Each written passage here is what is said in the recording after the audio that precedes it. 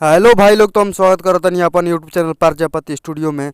तो रउआ लोग देखतनी जे हमारे यूट्यूब चैनल प्रजापति स्टूडियो का। तो अगर हमारे चैनल पर पहला बार आइल बन जाते चैनल कर ली सब्सक्राइब।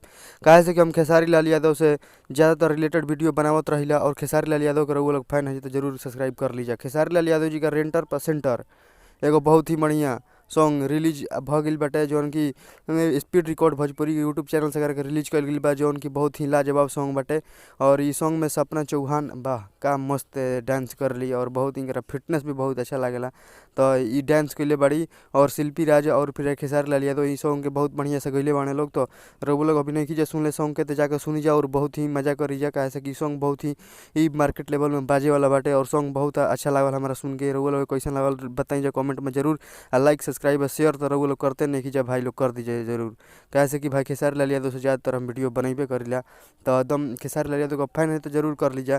तो ई सॉन्ग के जाकर सुनी जा, बहुत ही बढ़िया सॉन्ग बाटे। और ई सॉन्ग के में सपना चौहान काम के लिए बड़ी, जो उनकी बहुत ही अच्छा डांस कर लिया, और इनका पर्सनालिटी भी बहुत अच्छा लागेला। तो रउआ लोग अभी नहीं कीजिए सुन ले तो जाकर सुनिए जरूर। और ई मार्केट लेवल पर गर्दा उड़ा दी एकदम, विरोधियों के एकदम चैन के नींद उड़ा दी। तो रउआ लोग अभी नहीं कीजिए सुन ले, जाकर सुनिए जरूर।